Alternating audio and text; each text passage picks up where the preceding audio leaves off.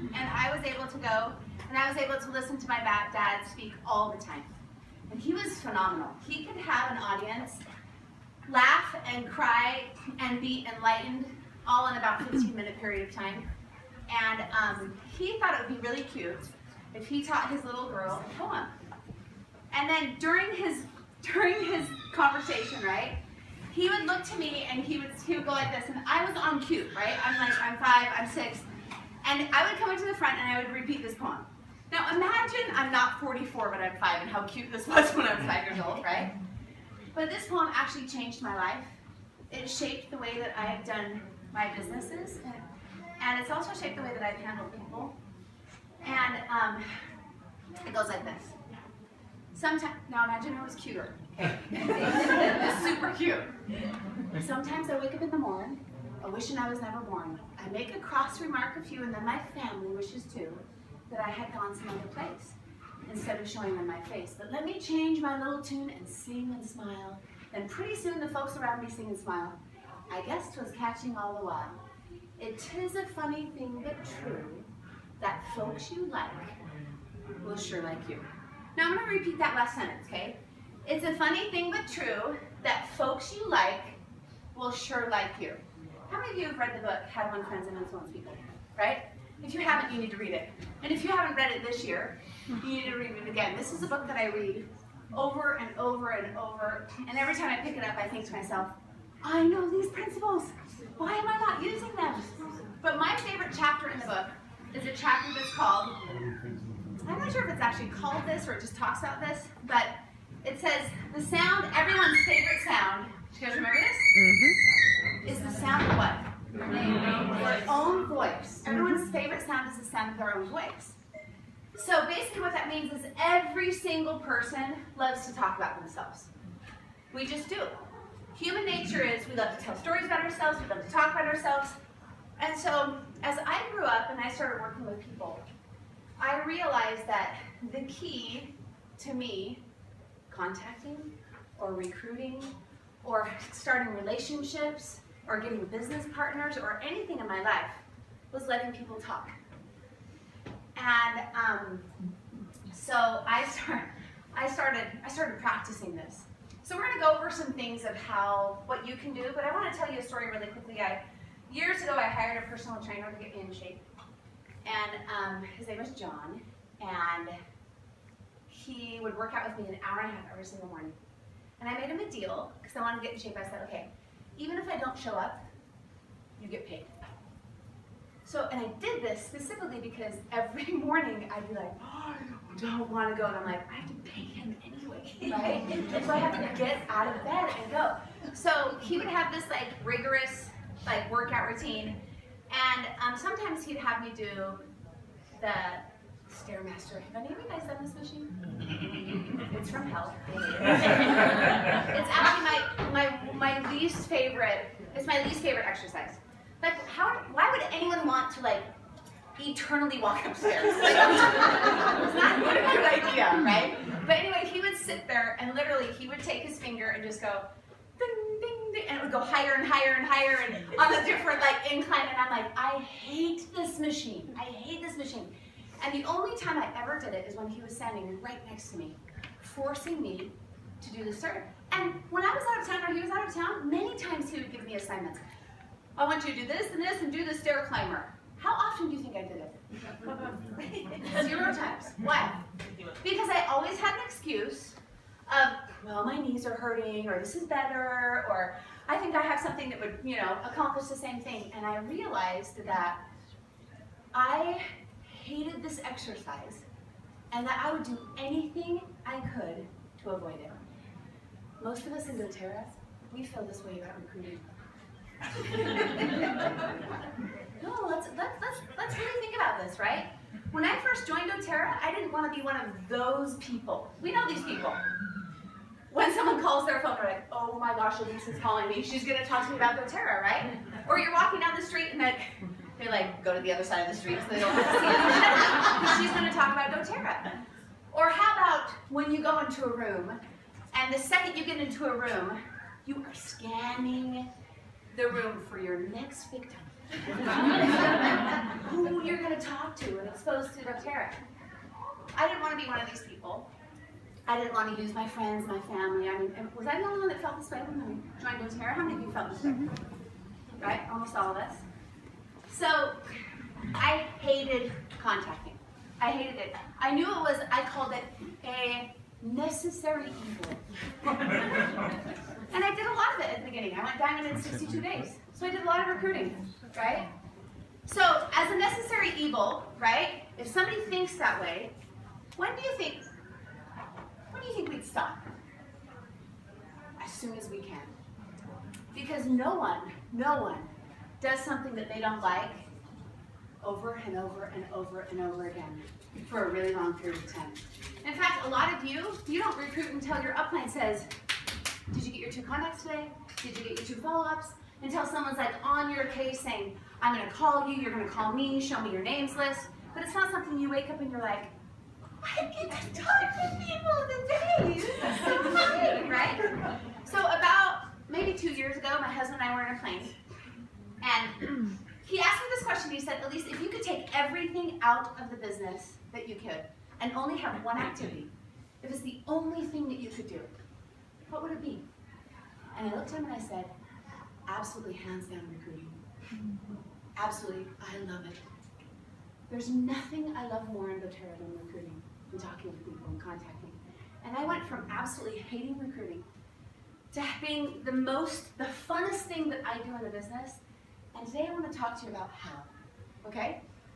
Because I've met some people that will say, I love this comment, all I have to do is meet 4 people. And those 4 people are going to go silver, and they're going to make me diamond, right? How often do you think that happens? How many diamonds in doTERRA have only recruited 4 people? Or 14? Or 24? Or 40, right? And what, we just can take our whips out and just go, now you can just do my business for me, and I'm just going to sit back, and that doesn't work, right? So, unless you learn to love contacting and learn to love recruiting, you're not going to love this business. This is a people business, right? That's what we do. So, let's go back to how to win friends and influence people, right? Everyone's favorite thing is the sound of their own voice. So, I'm on a plane, right? I love planes because guess what? They are trapped. Sometimes 3 hours, right? So here I have this person, and the cool thing is I'm really interested in people. Like, when she came up to me and said that to me, in my mind I'm like, oh, I gotta get to know this girl. Why would she say that to me? How would that be the first comment she would make? She's really interesting, right? And so we talked like way into the night that night, right? It was fun. And now I consider her one of my friends, right? But people are really intriguing to me. They're really interesting to me. I love people. I love getting to know people. I love looking at people and kind of trying to size them up and go, now, hold on. He kind of looks Hawaiian, but not really. And I'm trying to figure out where he's from. Where are you from? Born and raised in LA. Okay. As close as you can get. And this gave it away. So anyway, nailed it. I'm so good at this. Anyway, so I'm sitting on a plane, and the person right next to me, right? He's like on his computer as we speak, making money as we speak, right? And I look at him, and he looks like Bill Gates. He looks like a really rich nerd. And I'm like, I'm interested in this guy. I'm like, you can tell that his shoes are like super expensive, that he does not understand fashion at all. So I'm sitting next to him, I'm looking at him, and I said to him, what are you doing? Okay, so there's this moment on a plane where you're like, if I begin conversation with this person, 2 things could happen. They'd either be classy and go, oh, I'm just doing this and it's over, or they are on your back the whole time, and you don't know what you're getting when you open your mouth, right? So he looks at me and he goes, I'm working. And he's like, so I know something about human beings. I know that every single person wants to talk about themselves. And even if they don't, the first 2 or 3 questions, eventually, they will become your best friends, right? So I'm like, what are you working on? This really obnoxious lady sitting next to me. What are you working on? He's like, my job. Right? I'm like, so tell me what you do for a living. And he kind of looks at me, and this is the look that he gets. Is she really interested in me? Right? Or is this just, and I looked at him like, tell me. Tell me about you. And he said, have you ever watched Shark Tank on TV? I'm like, yeah. And he's like, that's what I do. I'm like, no. And at this point, I'm like, this guy is interesting. So we start talking. And I ask him question after question after question after question, right? And guess what? Human nature says what? He has to give in to this. So he starts getting excited about talking about himself. And I ask him, so, okay, hold on, tell me the coolest deal you've ever done. So his eyes get big, and he's telling me how he's a hero, and the coolest deal, and I was really interested in the man, right? So then I look at him and I said, tell me the worst deal you've ever done. And he's like, oh. So then we start talking about some tragedies in his life, right? Now I want to tell you, about 15 minutes into every conversation, something will always happen. And it's everyone's social alarm, and it goes like this. Oh my goodness, I had just been talking about myself constantly for 15 minutes. I haven't even asked her anything. I have to turn the conversation over to her, because that's just socially what we do, right? So he'll do this, and he said to me, oh my gosh, tell me what you do. Now, does he really want to know what I do? No. This is just a social alarm, right? So, he has no interest in what I do, or he doesn't want to talk about me. He wants to talk about who? Himself. So, instead of most people, most dotarians, no terrorists, whatever. Anyway, most of us, do you know what happens? It's at this moment that you have a teeny little crack in the door. Someone just barely opens it and says, what do you do? And you're like, oh my gosh, let me tell you what I do. I do oils, and you know you can put them on your head, you can put them on your feet, and you can use them for acne. Not saying you have acne, but and you can use them on bugs, and you can use them on all sorts of things. It's just amazing. And you start vomiting all over these people. What happens to them? What do they think at this moment? They think, oh, I know why she talked to me. Why did she talk to me? She wanted to sell me or pitch me on her thing. And immediately, what happens? The walls go up, and they just go, you've seen this happen before, right, folks? So this is not what we do, and this is not fun anyway, right? This is not enjoyable to do this with other human beings. What you say is, I don't want to talk about you. You're way more interesting than me. Let's talk about you. And they will go on forever and talk about themselves. They never wanted to talk about you in the first place, right? So I said, let's not talk about me, let's talk about you. And I asked him another question. And so he starts talking and talking and talking, right? And by the time 2.5 hours have gone, right, we are best friends. In fact, during this conversation, we get to be, you know, when someone talks about themselves on a really deep level, they connect with another human being. Sometimes you can get closer to somebody in a half an hour than they've gotten to their friends in years. So I asked him a question, and this is what I said. How much money do you make a year? Is that a normal thing for a stranger to ask someone else? Right? But were we strangers at this point? We were actually close. We were tight. We were friends now. And he looks at me and he goes, well, I haven't even told my wife this. And I'm like, oh my God. He goes, I haven't even told my wife this, but I make, and he was waiting for me to just be like dumbfounded by this, right? I make $600,000 a year. And I was in a really weird mood. So I was like, I just said to him, oh, that's pretty good. And it drove him crazy. He sat there for like 10 minutes just like seething about like, pretty good. How's that pretty good? So about 10 minutes later, he just couldn't handle it. He looked at me and goes, well, how much money do you make? And I said, well, I make 3 to 4 or 5 times that, but just keep going, you're doing good.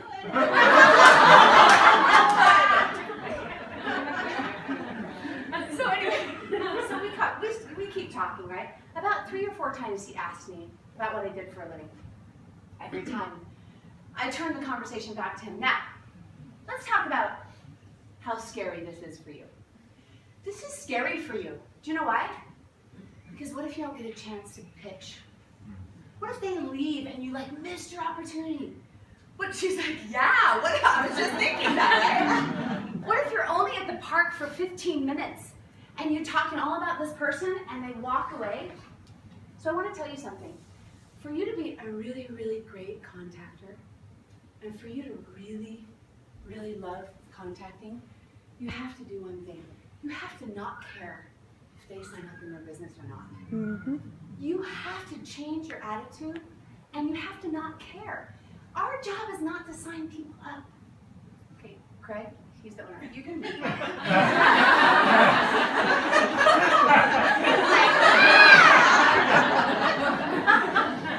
is not our job. Our job is not to sign people up in doTERRA. Do you know what our job is? Our job is to make friends. That's what our job is. Our job is to make friends. And if we just walk around and every situation we're in, we are scoping the room just to sign people up, I'll tell you what will happen to you in time. Your soul will start to decay. And you will start feeling like you are using and abusing people, and you will start hating doTERRA. Some of you, this has already started happening too. We don't have to walk into every situation and think, if our souls are only, we will only be nice to people that are going to make us money, what does that say about us? Right? So we have to not care if they sign up in doTERRA or not. Our job is just to make friends and do the right thing and help people. Do them favors. And the interesting thing is this. People you like will like you back. You don't have to ask for their cards.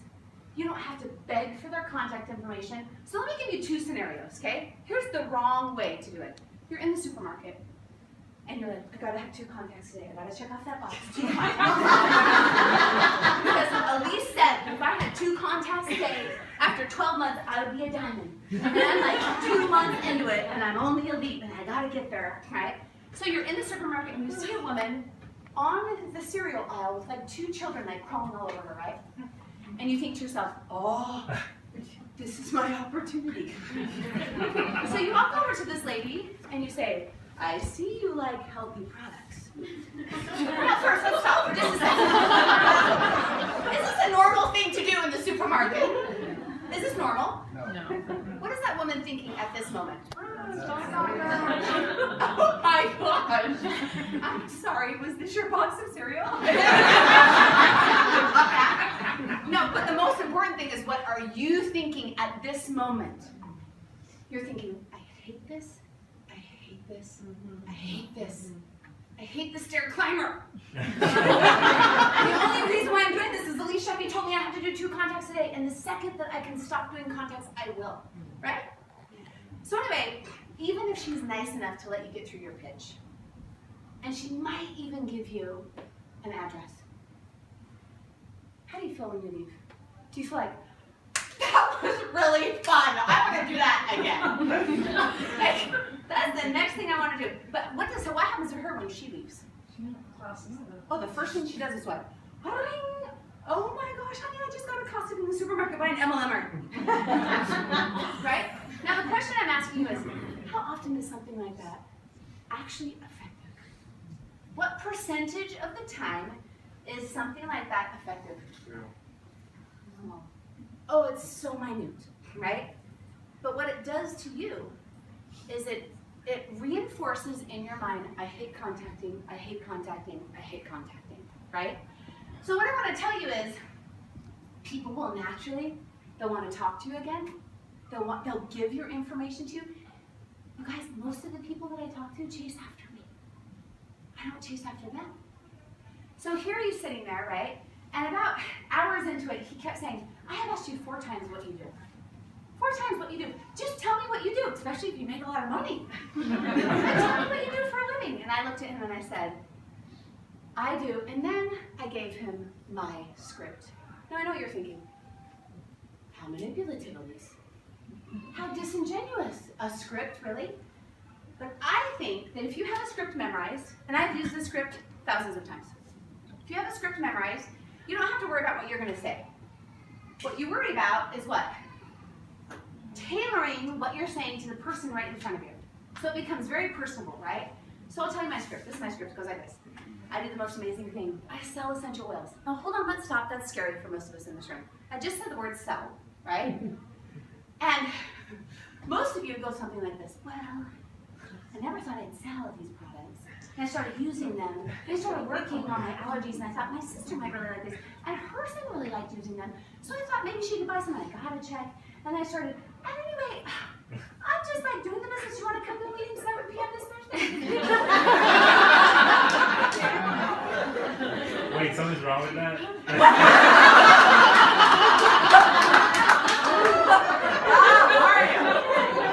No, the problem is this. If you heard somebody say that and they're literally embarrassed to say what they do for a living, because by the way, what do we do for a living? Do we sell essential oils?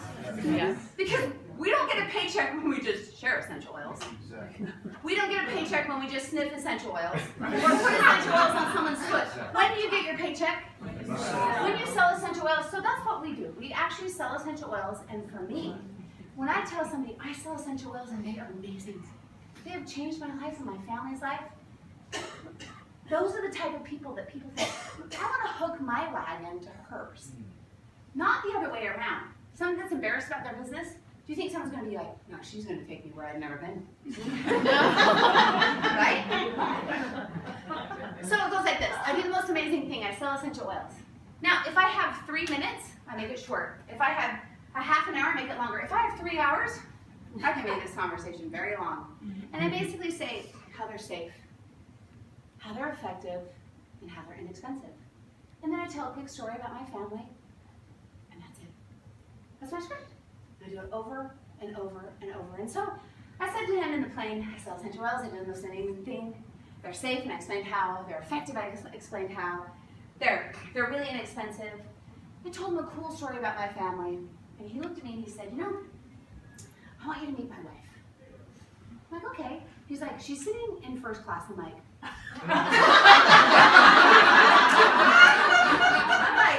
now, there's points for you. You just gave her your first class ticket to come back here. And he's like, yeah. I'm like, notice that I was still sitting in economy, right? Anyway. That's something I have to talk to my husband about still. Anyway. So anyway, he tells me, when you get off the plane, do you mind, because now we knew each other. He knew exactly where I was going, how long my layover was. We've been talking for a while. He goes, will you come down to baggage claim with us and talk to her for a little bit? You'd have to recheck in, but you have 2 hours layover. I'm like, okay, that's fine. So here I am walking off the plane with a man that's not my husband, walking towards his wife. This is an important moment. I'm like, eye contact, please, eye contact. So I'm walking towards her, and before what he told me was, she is a soap lover.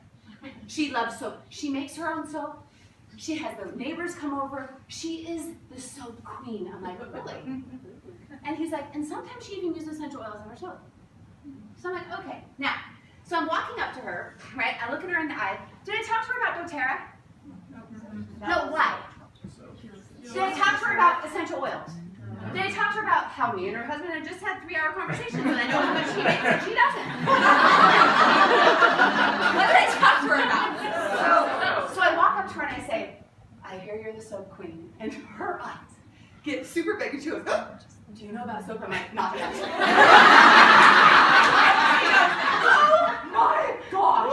So this lady is passionate about soap, right? It's like her mission in life is soap. She goes, did you know that all of our ailments, like psoriasis and all these things, they don't come from stuff inside. Everyone thinks that. The soap we use. I'm like, really? So she starts going off on soap, and I'm like, she was the most interesting, the most knowledgeable woman I had met in a long time. So we talked and we talked and we talked, and she goes, you have to come use some of my soap. You have to come out. I'm like, well, where do you live? She's like, I live up in Salt Lake. I'm like, it's only 45 minutes away from me. She's like, no, seriously, we've got to get together. You'll die over my soap. I'm like, I'm sure I will. I'm excited.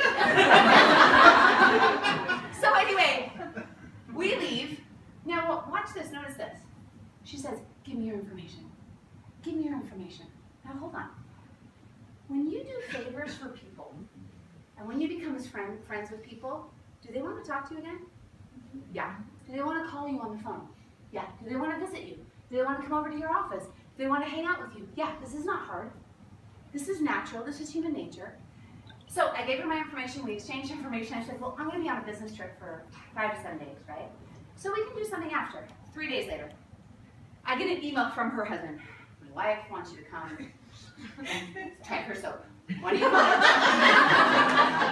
And I'm like, well, I'm on a business trip right now. When I get home, I'll contact her, right? 2 days later, my wife really wants to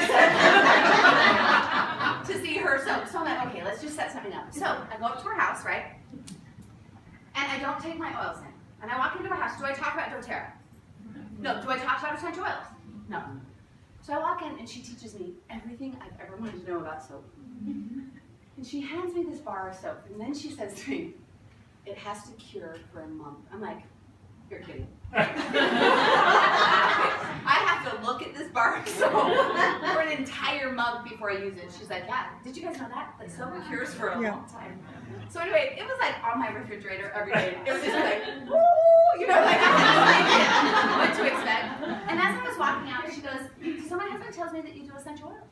I'm like, yeah, I sell essential oils. And she's like, well, maybe next time you come up here, maybe you could teach me about essential oils. Hold on, folks. Is this the time that we vomit? No, right? So I said, sure. Next time. No, there is a right time to get really excited about your product, right? But it's after you've created a relationship of trust. So she said, why don't you come up and you can teach me about oils, right? And I said, great. So we set up another appointment. And by the way, okay, you guys, just so you know, her soap, first time I ever used it. So I did it right. It was no shower. We're talking bathtub, right? I've been waiting for a month. I'm like, okay, let's try this. And I got this bar of soap and I put it on. Dude, doTERRA has to have this soap. It's like butter all over your body. And you're like, this is amazing. She doesn't even sell her soap. She won't sell it. She gives it away. She is mission driven. This is a big deal. Okay. So I go, what's her email? Yeah. We can actually, I know where she lives. We can all go. So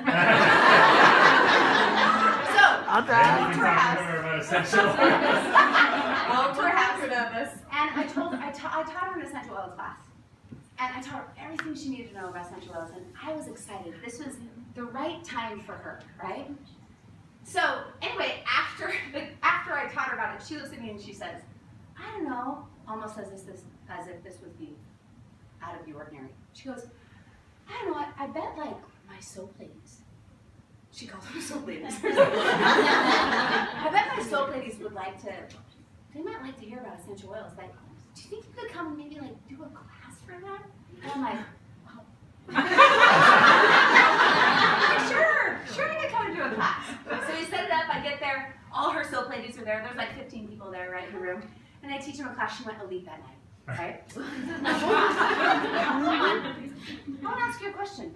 How often do you think this happens? Very often. Very often. And why? Why? Because it's done the right way. Because it's not pressured. Because it's not pushed, right? I'm sure Julie has had many classes where in one night they go elite because she's done it the right way. So, anyway, she became one of my biggest leaders, right? She's on Spencer Pettit's front line. She's awesome. Her name is Lisa Day and her president. They're great, right? So, me and my husband were flying to Hawaii, because I have a team in Hawaii and I love spending time in Hawaii. And we like to play games. We have a very playful relationship. So he knows that if he ever says, Elise, do you want to play a game? I'm like, that's a really dumb question. Of course, I want to play a game. So we're on a plane and he goes, Elise, do you want to play a game? I'm like, yeah. So I'm there with my 5 kids and we're there for 3 weeks. So we have appointments set up in every island. First one island, then the next island, then the next island, and we play on the beach and then we do our appointments. We play on the beach. It was so fun, right? And we're doing doTERRA. And yes, Greg, we do work hard. But anyway, it was so fun. So he tells me, he goes, I want you to find 5 business leaders, business builders, during our vacation. I'm like, oh, totally, I take you up on that challenge, right? So I did find 5, but I want to tell you the one that was the funnest. So we were driving around. How many of you have been to Hana? It's like one of the most beautiful places in the whole world. And you drive up these windy streets, and there's these waterfalls and everything, and on the side of the road is a sign that says, learn to fly a plane. So I had a 13-year-old in the back of my car. Boy. And I'm like, Bryson, do you want to learn to fly a plane today? He's like, yeah, Mom. So I pull into the Hana airport. It is the smallest airport I've ever seen in my life. And I walk in, and total Hawaiian style, it's the middle of the day, no one is there. This is how Hawaii works, right? Like, you have to find a way to give them money. So I walk in, and I'm like, hello, aloha, hello, konnichiwa, who is here, right? And I finally end up going into the hangar, like, just this open. I go into the hangar where all the airplanes are, and this guy is like working on a plane. And I'm like, hey, are there like flight lessons here? He's like, yeah, they're up there. They've been gone for half an hour. They'll come back, just sit and wait. So I had never talked to a pilot or a technician of a plane before. He was really interesting to me. So I walk over to the plane, and he's on the plane, and I'm like, what are you doing? And he's like, I'm fixing a plane. And I look at him, I'm like, are you good at it? My son is going to get in one of these planes that you've been fixing. And he's like, now hold on, really? Because what do we know about human nature?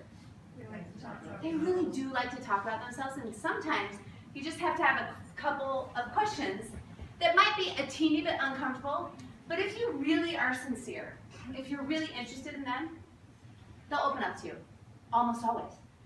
So I'm talking to him, and he goes, I'm really good at it.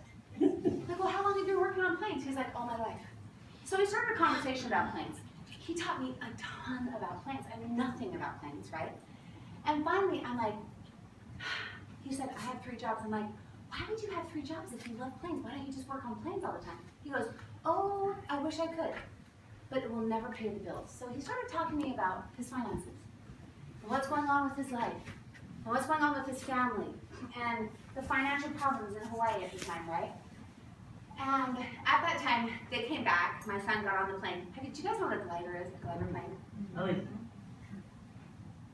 Anyway, I don't see her. So, a glider plane.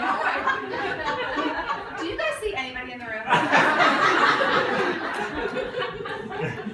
glider plane has like really, really long wings, okay? And only 2 people can get in it. So he went up on this glider plane, and what they do is they climb to the top, and then they cut the engines, and you just fly all over the shores of Maui, right? So my son comes back from this experience, and he's like, that was the best thing. He decided he wanted to be a pilot. He's actually in pilot school right now because of that. Right. So, and he's flown with Dr. Hill, and like, he just loves it. He loves flying. So anyway, I come back, and me and this guy are like good buddies now. I know everything about his life, and everything about it. And I said to him, he kept asking me, and the Hawaiians do this all the time, are you here on business or pleasure, right? And they don't really want to know. So you just turn it back around. You don't talk about yourself, you turn it back around, and they'll say again after about 15 minutes, because what happens if their social alarm goes off? Are you here on business or pleasure, you know? So anyway, finally I said, both. He goes, well, what do you do? Tell me, I told you everything. What do you do? And I said, what do you think I said? I sell essential oils. It's the most amazing thing. They're safe, they're cheap. And I went through my script, right? Now, there's one thing I do say at the very end that you might want to memorize, because I've used it and it works so well. It's one sentence, and it goes like this. After I've talked about how they're safe, they're effective, they're inexpensive, I tell them a story about my family, and then I say, I'm looking for somebody in your area. Now, I'm always looking for somebody in any area. I'm looking for someone in your area that I can put my time, my talents, and my resources into. Isn't that what we do with leaders? We put our time, our talents, and our resources into them. I'm looking for somebody in your area that I can put my time, my talents, and my resources into.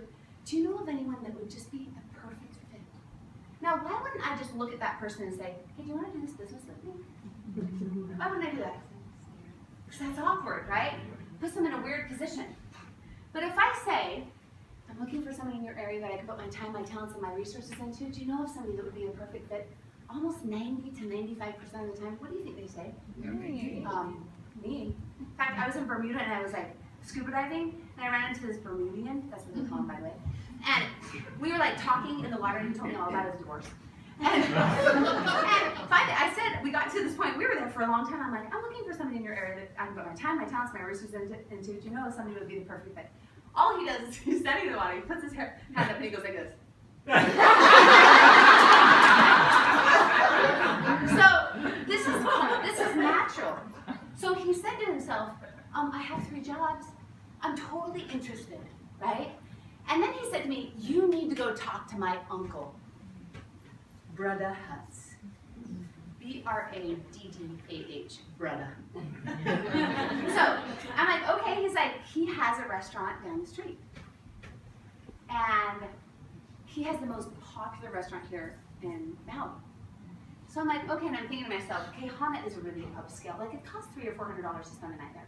So I'm thinking this is gonna be a really ritzy, nice restaurant. So we get in the car, my kids are like really excited because they're hungry. And we're driving by and we see this white Costco whiteboard. And written on it, in colored marker, classy, Brother Hutz, Hawaiian Grill. And I'm like, oh, this must be the place. So I turn in, and it's his front yard, okay? Costco tables, Costco chairs, and I promise you can go online, you can see this, and a bus that's all painted that says Brother Hutz Wine and Grill. It was a bus, and you actually ordered out of the window of the bus. So everyone lines up, right? And they order from the inside of the bus and they cook it on the outside of the bus because there is a law actually in Hawaii that you cannot sell food just in your front yard. It's illegal. But you can have a food truck. You can turn a bus into a food truck. Apparently, okay? So we get there and the place is packed. It is packed. And so we get in line, me and all my kids. And Sister Hutz, that's what they call her. Sister Hutz was there taking orders, right? So we get to the front. Do I talk to Sister Hutz about the fact that I'm there to talk to her? Do I talk to her about doTERRA? Do I talk to her about essential oils? Why? Because she's busy. She has all these people that she's trying. They're only open from 10 to 12 and from 4 to 6 because for heaven's sakes, it's their house. They have to have a life too. So 10 to 12 and 4 to 6, we were there at 11 or 12:30. So anyway, we're there, and on the bus is this other whiteboard, and there's 8 things on the menu. So we decided to order almost everything on the menu, and everybody will take one thing, right? So she gets us our food, and they're in these Costco plates, Costco knives, and plastic forks. You know, I mean, it works. So we go and sit down, and we're on these tables, and Brother has 2 things going for him. One, he has a little boy who's 2.5 years old. His name is Orama. He is the thickest, cutest kid I've ever seen. The chubbiest kid I've seen in my entire life. Darling boy. And he has a really big dog, and this dog roams the tables like this, okay? So I'm there, and all my kids sit down, right, and we start eating, and this is what my kids, now I have had $150 plates of food. I've been all over the world. I've had the best food in the whole world. And my kids start eating this food, and they just go, oh! My kids eat corn dogs, for heaven's sakes. They're not picky, right? And they're like, Mom, this is the best food we've ever had in our entire. I have never had better food in my life than Brother Hutz Wine and Grill. It was fresh. The sauces were amazing. Like, we were literally, like, somebody should have filmed our family. We were the perfect commercial. Like, we need to come back. Right? It was awesome. So anyway, we're eating, right? And Orama comes up, this 2.5-year-old, and sits right down by my now pilot, my 13-year-old, and he just sits there, and his mom in the back is going, Orama, stop bugging those people. And I'm like, oh, I have 5 kids, I'm totally fine. So he sits there. About 2 minutes in, Orama takes his chubby little chocolate finger, and boom, sticks it right in the middle of my son's shrimp pasta. And then he starts going like this.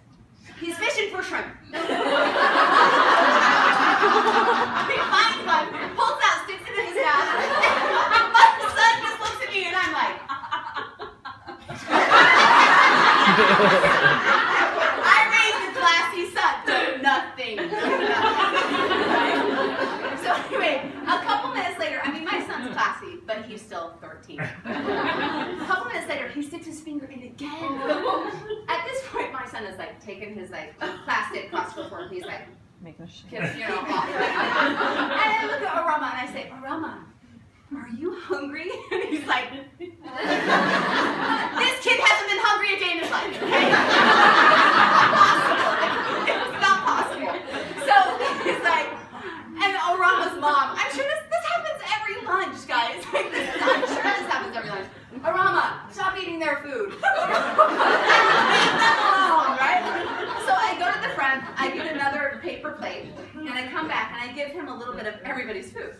So he sits there and he starts eating with us, and we start talking. And we start playing games with Arama. We start playing memory games and all these kind of games. We're having fun. So anyway, everyone leaves. Well, I didn't know it was only open for 2 hours. Everyone leaves, right? And I'm just sitting there, and her kid is with me, and she walks out of the bus. And she's like, she walks up and she's like, thank you. Now, I have a question for you. Did I talk about doTERRA? Did I talk about essential oils? What did I talk about? And her food. So I said, you have the most darling boy. Okay, this is the best food I've ever eaten in my life. Like, I've been everywhere. And she goes, oh, you need to come back and talk to Bretta Hutz. He'll be here at dinner. And he loves to talk about his food. And my kids, what are my kids doing? What is Arama doing? We want you to come back, right? So anyway, my kids are like, great. So we come back for dinner, right? And this time I'm smart. I order Arama a plate of food. Everyone else might get it, right? I think she gave it to me like half price. Anyway, so we're sitting there, Arama's happy, we're all happy, we have food, right? And the largest man I have ever seen in my entire life walks up to me, literally. He has this white t-shirt on. It's ripped down on the hair and food stained all over. I'm like, that is the chef. So he like walks up to me kind of like this, right? He's like, I hear you've been nice to my boy. Like that. And I'm like, he's darling. I'm like, we love Arama, right? And so did I talk to him about doTERRA? Did I talk to him about essential oils? What did I talk to him about? His food. And I said this. I've been all over the world. I've had the best food in the whole world. We have never eaten better food than right here. And he looked at me and his eyes got really big, and this is what he said. He said, did you know that I was chosen to be the chef for the Queen of England? I'm like, shut the front door. Are you serious? And he sat there and he told me everything, how she visited the islands, and he was chosen, and he was her chef, and he went on. And of course, you know, after 15 minutes, what did he do? So are you here on business? Do you think I talked about doTERRA? No, what did I do? I turned it right back around and I said, I don't want to talk about me, let's talk about you. And tell me about, and I asked him more questions. So we sat there for a long time, we started talking. By this time, Arama had already taken my kids in the back to fish like whales or something. Hey, at least you have 5 minutes. If you're not done, you will be grounded. So they're out in the back fishing, right? And we start talking, and he tells me about how Costco is looking at actually doing his sauces. And we start talking about how this is going to change his life, and he looks at me and he says, yeah, but not soon enough, because I'm about ready to lose my house. I'm like, oh. So he tells me his story, his financial story, and we sat there, and I just felt for this man, and we connected, and he trusted me. And he looked at me finally, and he said, what are you really doing here? And I said, I do the most amazing thing. I sell essential oils. They're safe, and they're effective, and and he looks at me and he goes, do you know that I'm the LDS bishop here? I'm like, no, I didn't know that. He said, and tomorrow you can sample 50 people. Do you think he signed up for doTERRA? Yeah. So the interesting thing is this. People don't do the business because of the oils. They buy oils because of the oils. They do the business because they trust you, they like you, and they think that you'll take them to a place that they can't take themselves. So if you're not building that relationship with them, right, it's going to be very, very hard for you to actually, how many of you sit back and go, oh, it's so easy for me to find product users, but I have the hardest time finding business builders. And I usually ask those people, well, what percentage of the time are you talking about business? And they're like, 0. I'm like, doesn't this tell you something, right? Last story, it's going to be only 3 minutes. I'm flying in to Arizona, And we had to stop, me and my leaders, we had to stop and get some food, so we stopped at Rubio's. Do you guys know that place? So I walked into Rubio's, and the most darling girl is like serving us. She's at the front, she's taking our orders. And my favorite store in my whole life is the dollar store. Because I have 5 children, and it was amazing. When they were 5 and 6 and 7, I could literally take them into the store and say, you can choose anything. This whole store, and I will buy it. They're like, Mom, you are the best! And then this worked until they got to about 9 or 10 or 11, and then they're like, this is a stupid story. So I love the dollar store, right? And we go there all the time. Well, anyway, I had found this necklace at the dollar store. It was cute. It was $1, you know. I had found this necklace and these earrings. And the earrings happened to have broken on the plane, right? Because they're $1. So I put them away, and she's standing there, and she goes, oh, I like your necklace. And I went like this. I just took it off. I'm like, here, you can have it. And she's like, oh. And I'm like, it's just $1. I got it at the dollar store. And she's like, what's the dollar store? I'm like, hold on. You do not know what the dollar store is? She's like, no. I'm like, do you have children? Yeah, 2 and 4. I'm like, oh! You do not know what the dollar store is. You need to come talk to me. So anyway, I ordered my food, and she walked over to me, and she goes, are you really giving me this necklace? I'm like, yeah, it was $1. And I'm like, oh, by the way, I have some earrings that are broken. If you can fix them, they were $1 too. She's like, what? So we sat down, and she told me she's a single mom. She has a 2-year-old, she has a 4-year-old. She works 3 part-time jobs, and she's the only one in her family that has ever gone to college in her entire family. And she looked at me and she said, I will not give up until I graduate. I want to teach my children that they can do differently than my entire family. I fell in love with this girl. I fell in love with her. And we talked and talked, and her break was done.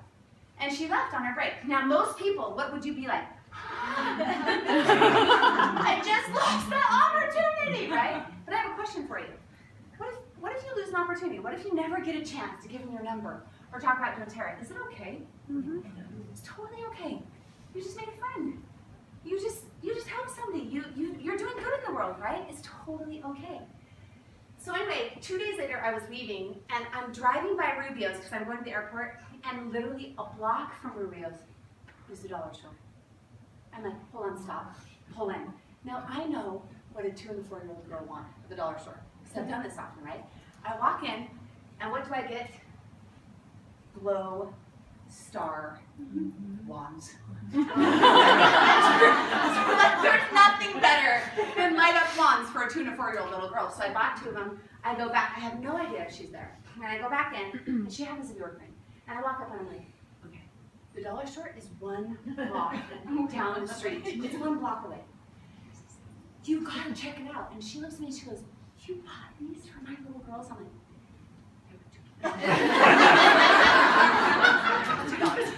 I'm like, they'll love them, right? So anyway, she goes, whoa, can I get your information? I'm like, yeah, sure. So we exchanged information. And this is what she texted me an hour later. She said, wherever you go, and whatever you do, I want to do it with you. People, what we do in doTERRA is we love people. Mm-hmm. We care about people. We do favors for people. This is how you become really effective. And guess what? I will never stop contacting. If someone told me I had to, I can't go a day without doing it. I will always be contacting. I will always be finding new friends. Till I'm 60 or 70 years old, I love it. It's the thing I love most, is getting to know people, right? The reason why I'm the top ranked distributor is because guess what? I love people. I love talking to people. That's what doTERRA culture is. That's what we do. And you know what an interesting thing will happen? You will start loving contacting. Not just liking it. You will wake up and be like, I can't wait to meet more friends today. Like, there was a guy, he's a skydiver. He was sitting right across from me. How could I not talk to a skydiver on my plane ride here from the Czech Republic? I'm like, tell me everything. Have you broken bones? Yes. Which ones? How often? It's really interesting, right? People are so interesting, and it's so fun. And this is the key to contacting, really loving people and doing the right things for people. And you'll find that people will constantly be attracted to you, and you don't have to work so hard at getting business builders, because they'll come after you. Thank you for listening. Awesome.